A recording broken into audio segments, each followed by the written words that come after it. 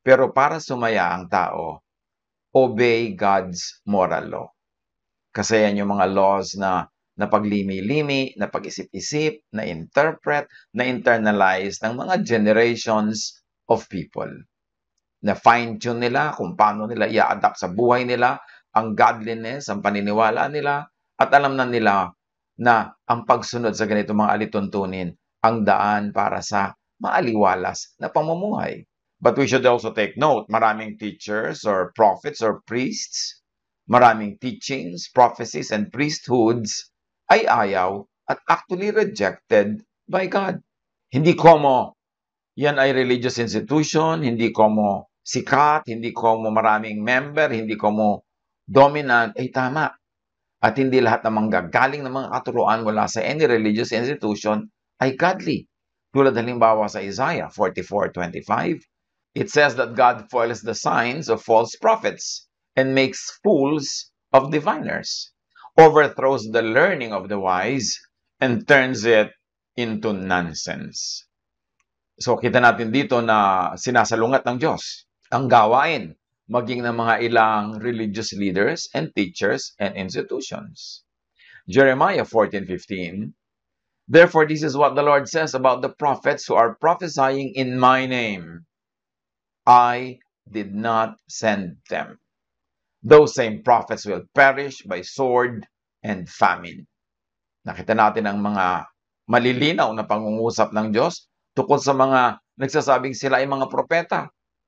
At maraming katuruan na sinasabi nila, yun ang turo ng Diyos. Sabi ng Diyos, I did not send them.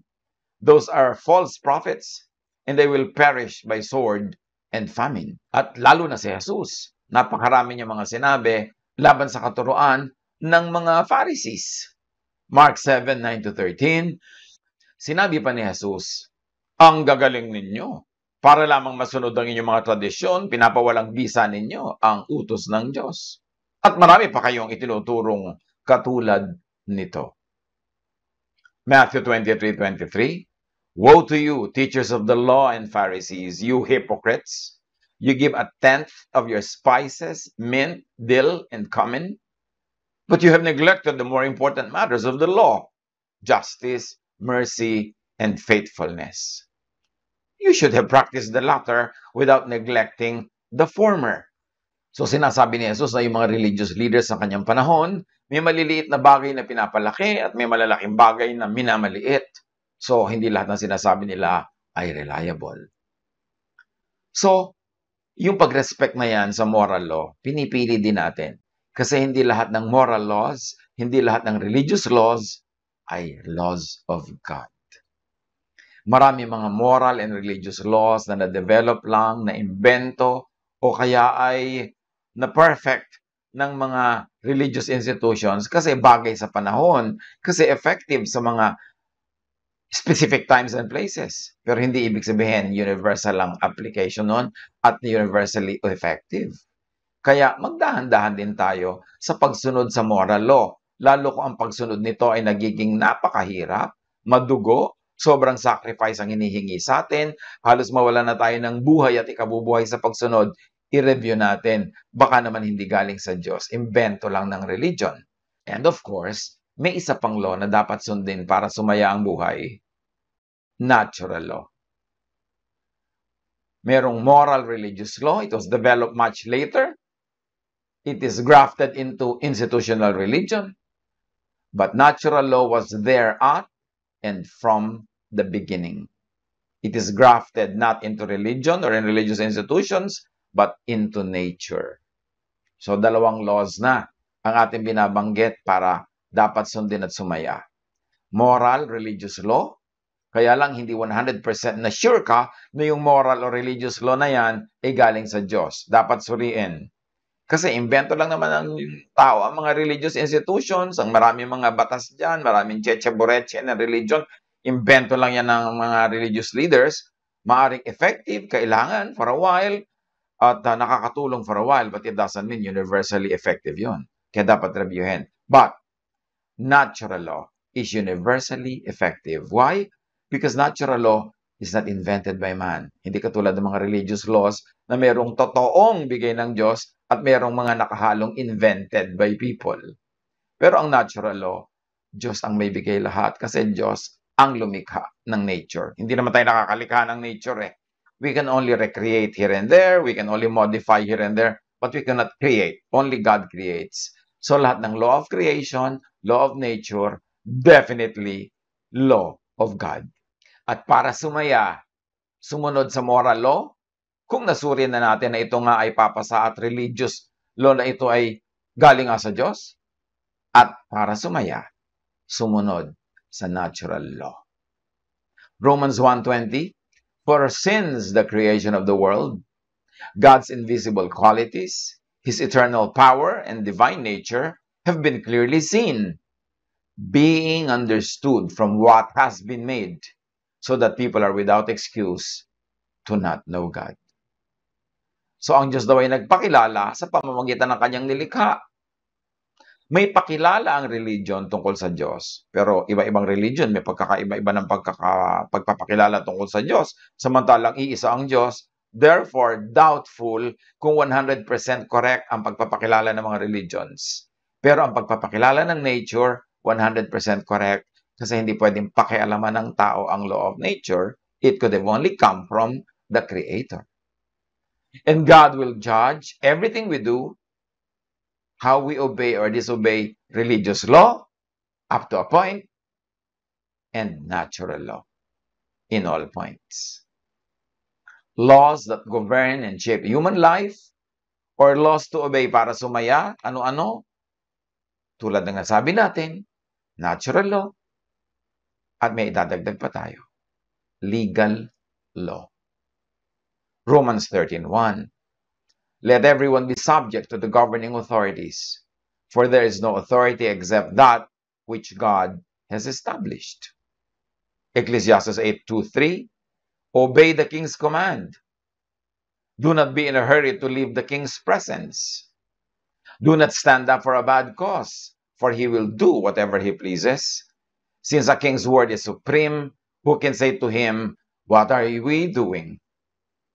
So para kasumaya, obey legal law, obey the king, obey the government, at huwag kang magmamadali daw aalis sa king's presence. Ibig sabihin, pakinggan mo talaga kung anong sinasabi, kunin mo buong buo kung anong inuutos sa'yo, para hindi ka malito. Huwag kang magkamali.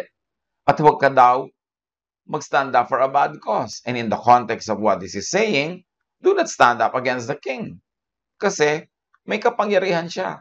At kayang-kaya kanyang parusahan, may kapangyarihan ng Estado para magbigay ng parusa sa mga lalaban dito. Since a king's word is supreme, sino tayo para basta-basta na lamang na magtanong at lumaban? So, yan ang isa sa mga paraan para kasumaya. Huwag kang bumangga sa pader kung lalo't hindi naman kailangan at lalong hindi naman malinaw na malinaw sa'yo na nasa panig mo ang Diyos. Huwag bumangga sa pader.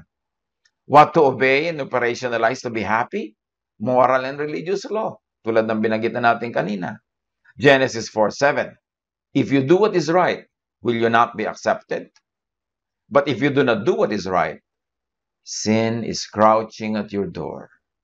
It desires to have you, but you must rule over it. So yan ang dapat gawin. Kilalanin ang kasalanan, tanggihan, pagwagian. What do you operationalize to be happy? Ano ang iyong papaandarin? Faith. Prayer. Matthew 17:20, he replied, at parang sinasabi niya sa mga you who could not do it, yung dapat gawin, sabi niya kasi bakit hindi namin magawa? Because you have so little faith. Truly I tell you, if you have faith as small as a mustard seed, you can say to this mountain, move from here to there, and it will move. Nothing will be impossible for you. So para kasumaya, kailangan nananalig at kailangan marunong ka magpaandar ng pananalig na yan to your advantage para maghanap ang gusto mong maghanap. Matthew 21:22, if you believe, you will receive whatever you ask for in prayer. Sino ang makapangyarihang tao? Yung buo ang pananalig. Yung marunong gumamit ng pananalig na ito to ask, to seek, to knock. Dahil sabi ni Jesus, ask and it will be given you. Seek and you will find. Knock and the door will be open to you. Kaya may mga nagsasabi kay Jesus, kung kaya niyo po sana, gawin niyo ito para sa amin. Mark 9:23, if you can, said Jesus, everything is possible for one who believes. Kaya kailangan natin na mag-concentrate, manahimik, mag-meditate, para maunawa natin in a quiet spiritual way kung ano ang kapangyarihan ng pananalig. Kasi pananalig ang tunay na kapangyarihan. Hindi armas, hindi kayamanan, pananalig. Because faith can move mountains. What do you obey? Operationalize and accept to be happy. At ngayon meron ng accept. Kasi meron ng faith, meron ng moral law, meron ng natural law, meron ng legal law. Pero pag ginawa mo ang lahat ng yan, hindi pa rin 100% na magaganap ang gusto mo, pwede pa rin magkabisala. Kasi meron na tayong dapat tanggapin, chance. Meron din nun. Kasali yun sa bilang. Ecclesiastes 9:11, I have seen something else under the sun. Ano daw mga nakita pa ni Solomon sa kanyang katalinuhan? The race is not to the swift or the battle to the strong. Nor does food come to the wise, or wealth to the brilliant, or favor to the learned. But time and chance happen to them all. Sabi ni Solomon, may nakita pa rin akong kakaiba sa buhay, ha? Kahit mabilis, hindi lagi nananalo sa karera. Kahit matalino, hindi laging may nakakain. Kahit brilliant, hindi laging yumayaman. At kahit matalino at aral, hindi laging sa kanya pumupunta ang blessing. Sabi niya, may kanya-kanya ring kamalasan. Sabi ng Contemporary English Version, we each have our share of bad luck. Meron din kanya-kanya daw kamalasan. So, pag ginawa mo ang lahat, sinusunod mo ang moral law, pero meron nga tayong warning, hindi lahat ng moral and religious law are from God. So, mamili ka rin. Pag sinunod mo ang legal law, natural law, pinaandar mo ang faith, magbigay ka rin ng space for chance. Para kung nabigo, hindi nagtagumpay, hindi ka nagtataka, hindi ka nawawala ng gana o nawawala ng pananalig, ilagay mo sa kwarto niya. O ito chance ito, o ito malas, o inilagay ko dyan. Tapos, hindi ka lito kasi pwede rin yung mangyari. Proverbs 11:24, one person gives freely, yet gains even more. Another withholds unduly, but comes to poverty. Mga ironies ng buhay. Meron daw taong bigay ng bigay, at habang bigay ng bigay, lalo namang yumayaman, lalong nagkakaroon, hindi nauubos, napapalitan, mas marami pang kapalit. Pero meron naman daw tipid ng tipid, wise ng wise, merong ipit ng ipit, pero ang kinakawian niya rin, karukhaan, kahirapan. Hindi guaranteed na pagbigay ka ng bigay, mauubos. Hindi rin guaranteed na pa ang kunat-kunat mo at ang tipid-tipid, hindi ka mauubusan. Time and chance happens to all. Pero syempre, huwag tayong umasa sa time and chance. Yung time and chance, fallback lang natin yan. Ang gawin natin is obey moral law, obey natural law, operationalize our faith, obey legal law, at pag nagawa na natin lahat yan at meron pa rin sumabit o hindi nagtagumpay, doon natin ilagay sa time and chance. At least may lalagyan. Pero huwag naman time and chance agad ang simula na policy ng buhay natin na alatsamba, bahala na, hindi ganun. Hindi yung maling gamit ng word na bahala. Kasi ang paggamit ng word na bahala, ang totoo niyan is to be responsible. But that's another story. Ecclesiastes 5:14, wealth could be lost through some misfortune. So, pwede mangyari ang yaman-yaman mo na, humirap ka pa, walang nakakaalam. Ecclesiastes 8:14, there is something else meaningless that occurs on earth. The righteous who get what the wicked deserve, and the wicked who get what the righteous deserve. This too, I say, is meaningless. Ano lang ang sinasabi ng lahat ng yan? Nothing is certain. Walang tiyak. Alam ng Diyos ang lahat, pero hindi natin alam. So we only do what is best. We only do the best we can and leave the rest up to God and then accept all the results. Ecclesiastes 11:6, sow your seed in the morning, and at evening let your hands not be idle. For you do not know which one will succeed, whether this or that, or whether both will do equally well. Kahit sa Bible, sinasabi, magtanim ka sa umaga, at sa gabi, maghanap ka pa na ibang magagawang hanap buhay, kasi hindi mo alam kung alin na magtatagumpay, yung itinanim mo o yung ginawa mo nung gabi. Sabi ganon, hindi mo alam yan. O baka naman pareho magtagumpay, o parehong mabigo, o yung isa mabigo, isa magtagumpay. Pero ang dapat, gawin mo kung ano yung kaya mo, the best you can, leave the rest to God, then accept whatever results happen. Sa quantum physics, sinasabi rin yan. All possible states and possible futures of a particle exist at the same time. Pwedeng mangyari ang kahit anong possibility. There is not one definite state, outcome or future, until observation is done. Observation, measurement, prediction will collapse all possibilities into just one out of the many possibilities. But you will never know where it will lead until you get there. No one knows the future. Ecclesiastes 8:7, since no one knows the future, who can tell someone else what is to come? It helps us to be more dependent on God, to always follow God, and to always be watchful. But it also helps us to relax. Kasi, hindi naman lahat ng nagpapagod, umaani. At hindi lahat ng hindi nagtatanim ay hindi na nakakaani. Pero, generally speaking, dapat magtanim para umani. Ecclesiastes 7:14, when times are good, you should be cheerful. When times are bad, think about what it means. God makes them both to keep us from knowing what will happen next. Kailangan natin mag-exercise ng faith. So pag daw masaya ang panahon, magsaya. Pag malungkot, isipin mo, Diyos din ang may bigay niyan. At pinapayagan ng Diyos yung mga extremes, kahit alin dyan, para hindi natin mabatid at mahulaan kung ano mangyayari pa sa future. Lagi na lang tayong umasa, take one day at a time, take one step at a time. Matthew 24:36, tungkol daw sa kung kailan magaganap ang magaganap, sabi ni Jesus, but about the day or hour, no one knows, not even the angels in heaven, nor the Son, but only the Father. So you see, walang nakakaalam ng future, not even Jesus, in that specific subject, but only the Father. So leave it up to the Father. Huwag natin problemahin yung dapat Diyos lang ang may alam, para relax tayo sa buhay.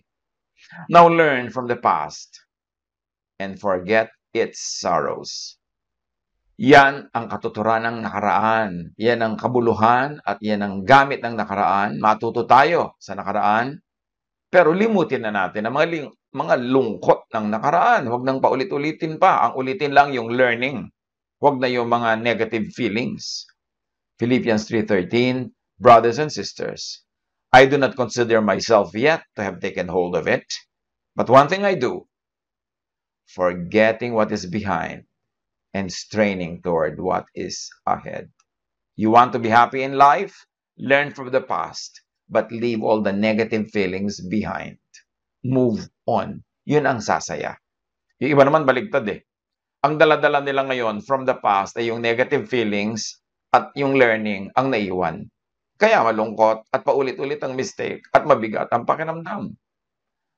Ang silbi ng nakaraan, learn from it, but leave behind all the negative feelings, all the pain, all the sorrow, all the drama. Participate in the shaping of your personal present and future. Tumulong, gumawa, pero huwag sobrang anxious. Matthew 6:34, so don't be anxious about tomorrow. God will take care of your tomorrow too. Live one day at a time. At i-consider natin ang quantum logic. Quantum mechanics says that certain events occur with a probability and are not wholly determined. That doesn't mean that they have no cause, just that they have no complete known cause. In other words, some things behave as they are simply because they are. In so many words, may mga bagay na mangyayari at mangyayari. Ang ending ay ganito at ganon, pero hindi natin alam kung paano dumadating sa ganong ending. Hindi natin alam ang detail, pero ang general result ay madaling malaman. Consider the pachinko board. Sa Japan, may mga laruan sa mga neighborhood na para may mga bolang mahuhulog-hulog doon sa mga butas-butas. At pag pinuntahan nun yung tama, ay mananalo ka. Pagka hindi pumunta sa dapat ay para sa'yo, mananalo ka. So, makikita natin sa picture na dadaan yung bola dyan sa mga parang mga tornilyo kung saan-saan siya makakarating, mahuhulog sa mga butas. Now, one of those or several of those butases, pag doon nagpunta yung bola, panalo ka. Pag nagpunta sa iba, talo ka. Now, we can calculate the probabilities of balls going to each slots at the bottom, but we cannot say why any one ball landed in any particular hole. Kaya panalo lagi ang pachinko operator. Ganon din sa casino, sa sweepstakes, sa lotto, sa huweteng. Merong alam na ng nature, alam na ng statistics na magiging bunga ang lahat. Halimbawa, sa sweepstakes, halimbawa, sa lotto, alam na may mananalong isa o baka wala pa nga, pero merong 1,000 tataya, talo sila lahat. Kaya laging panalo yung lotto office, laging panalo yung sweepstakes office, laging panalo yung casino. Pag nagpunta kayo sa casino para kumain, makikita nyo kung ano mga nangyayari. Ang daming ilaw, ang daming carpet, ang daming tauhan, ang daming kinusweldohan, ang daming mga luho, ang daming magagandang view, mga painting, mga bulaklak. Sino nagbabayad ng lahat ng yon? Di yung mga natatalo doon. Saan kukuha ng perang igagastos kung hindi talo yung mga nagpupunta doon? Pero bakit? May laro pa rin ang laro. Kasi sa 100 laro mo, may isa kang panalo. Feeling mo laging may chance ka manalo. At laging may chance, pero the law of probabilities already tell you, ang mananalo yung casino, yung may-ari ng pachinko, yung merong pahuweteng, siya ang mananalo at siyang yayaman, hindi ikaw. Kasi alam na ganun ang kakahinatnan. Yung detail lang ang hindi alam, like sino ang tatama, aling number ang mananalo, aling butas ang pupuntaan ng bola, pero alam na nating mananalo at mananalo yung may palaro. Everything is in God's hands. Everything follows the law of nature. Yung marunong makaunawa ng law of nature at marunong gumamit nito to their advantage, tulad ng mga nagpapaandar ng mga casino, yun ang nakikinabang sa law of nature. And as we can say, it is opposed to the law of religion, diba? To the law of morals. Pero may morality law, may natural law, may time and chance, kaya may mga ganyang bagay sa ating paligid. So, everything is in God's hands. We cannot change anything in a significant and general way. We can only rearrange mountains. But that is small, that is local compared to the size of the universe. But we cannot create or recreate the universe.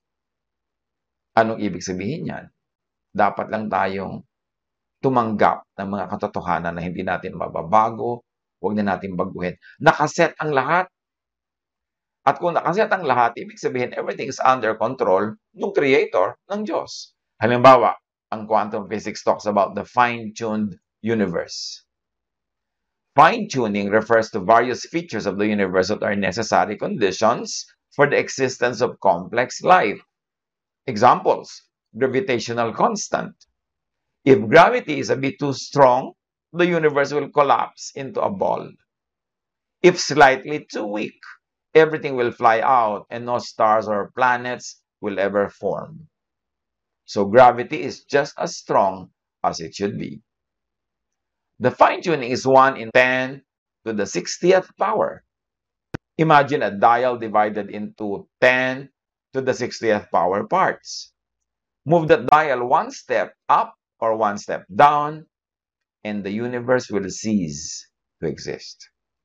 To put in perspective how small things change, all the sun and all the earth, including deserts, is 10 to the 25th power only.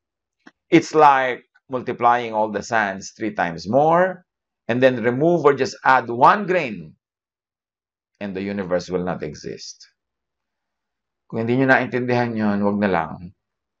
Sa nakaintindi, mabuhay, mas may dagdag kayong kaalaman kasi nag-aaral kayong physics.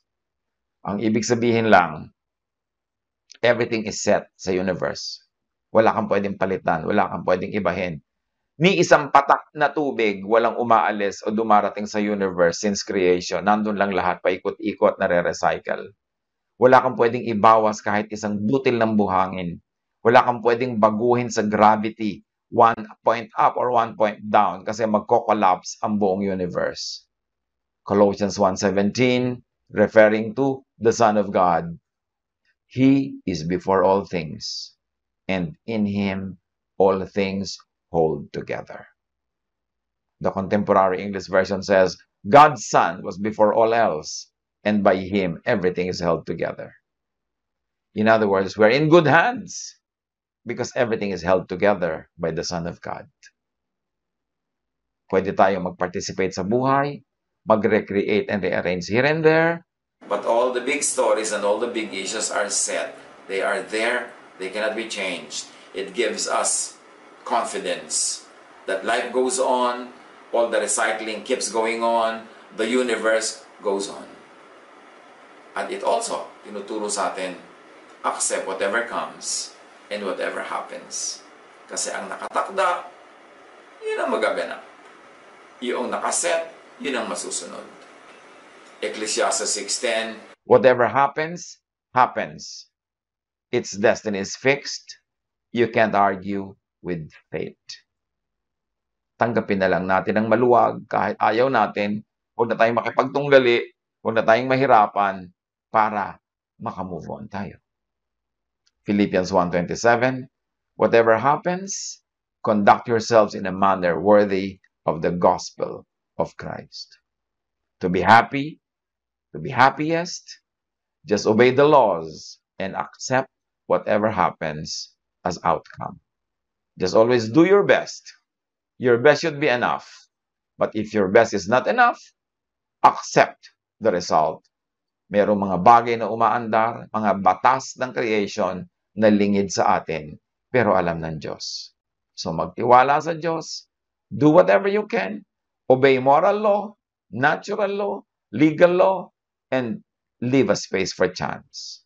Be happy, pick up the pieces, don't insist on your own way after you have already worked so hard. If it doesn't work, leave it at that.